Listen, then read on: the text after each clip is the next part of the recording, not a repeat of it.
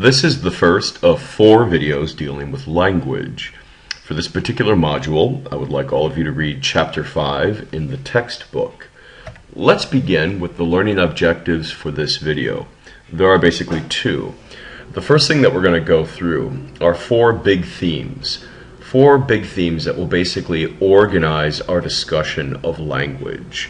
And over the course of the next 4 videos, you will find that there will be examples that will refer back to these 4 big themes that we're about to outline.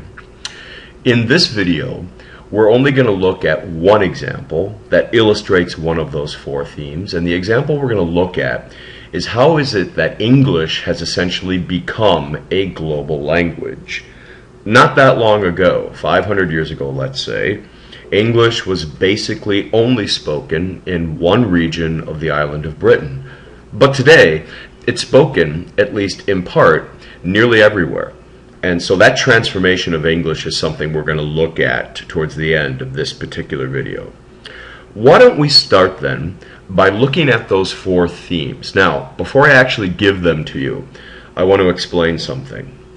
I think a good way to think about languages is that they're metaphorically similar to a species of animal, for example. Insofar as they typically originate and then evolve over time, and sometimes they even go extinct. So let me give you an example of that. Latin. Latin is a language that has gone extinct. It was once one of the most important languages in the world. Today, it lives on, but only in the languages of Spanish, French, Portuguese, and Romanian, also Italian. But none of those are Latin. They're basically the descendants of Latin. So they're related to Latin, but technically Latin has gone extinct. And so what you're going to find over the course of our discussion is that, in a way, languages are somewhat like organisms or species. They evolve, they are born, so to speak, and they eventually die. And primarily what we're going to focus in on is how is it that that actually comes to pass? How do languages start? How do they evolve? And what are some of the reasons why they ultimately disappear? So let's begin with this, the first of the 4 themes.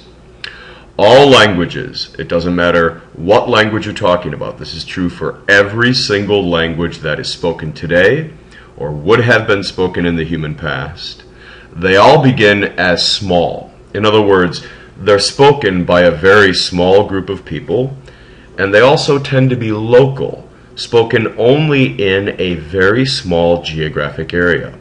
For example, that's true of English. English today is spoken on nearly every continent, but about 500 or possibly 600 years ago, English was only spoken in the southeastern corner of the island of Britain.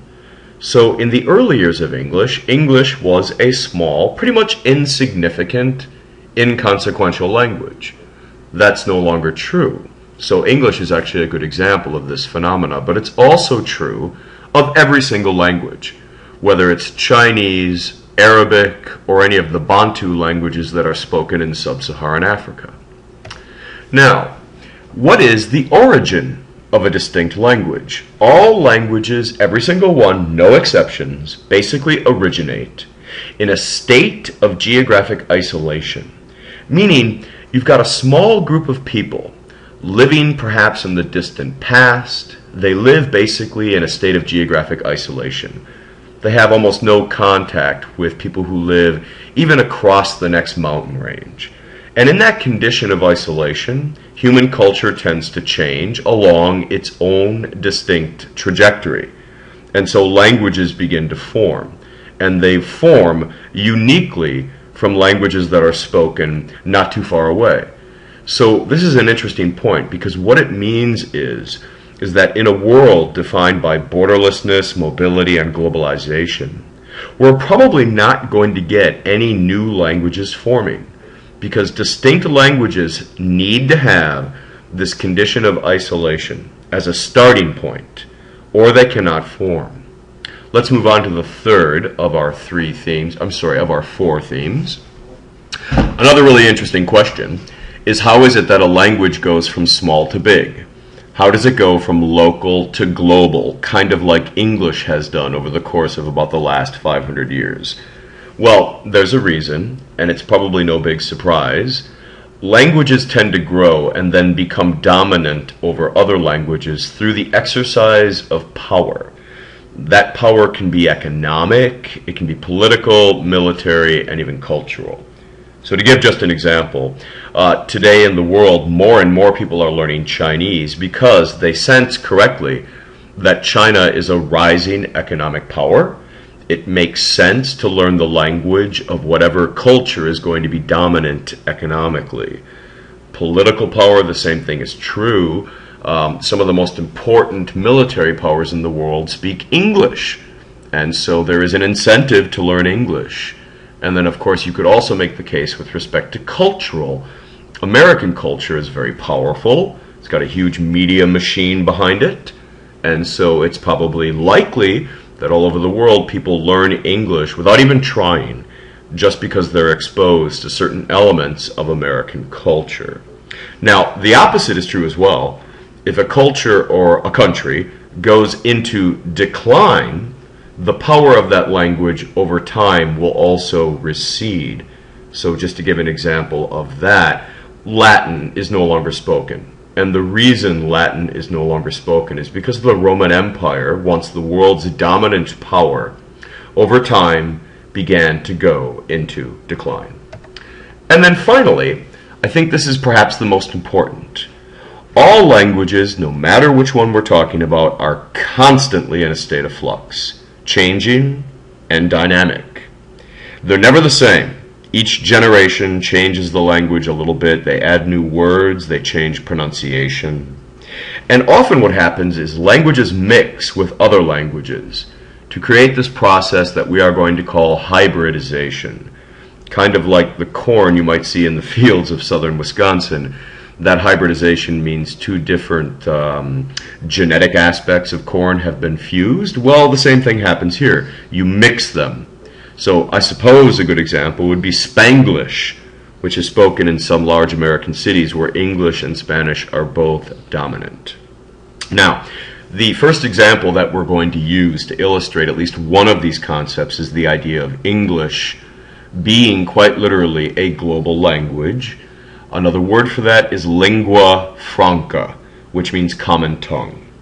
Now here we are in the year 2012, and on this map basically you have those countries today that either have English as their official or most widely used language, like Australia and the United States, but also places where English may not be official, but it's either one of the most widely used or it's basically a lingua franca or common tongue of the government, the military, or perhaps the most highly educated group of people. Now what you see here is that the footprint of English is actually quite geographically substantial. India, Bangladesh, Pakistan, Egypt, Nigeria, Kenya, and a variety of other countries scattered throughout the world have English as either an official language or one of the most widely spoken. Now, if you know your history, you know that this map right here basically corresponds to the old footprint of the British Empire. Great Britain once had the world's largest empire. Great Britain had a lot of colonies. They colonized the United States, or what would one day become the United States. They also colonized Canada. And this represents essentially the footprint of the British Empire in sub-Saharan Africa. The same thing is true over here in South Asia. So through colonialism, through empire, a small local language spoken just at one time over here, over the course of about the last 500 years, has become a global language. Now in this case, colonialism is a form of power. It's a form of political power because what happens is one country takes over another country. And as a result, it also is an example of economic power because they're often fused together through colonialism in economic ties as well. But also cultural, because colonialism keeps the colonizer and the colonized together in a cultural unit in multiple and interesting intersecting ways. So, the legacy of colonialism, British colonialism in particular, is this map that you see right here.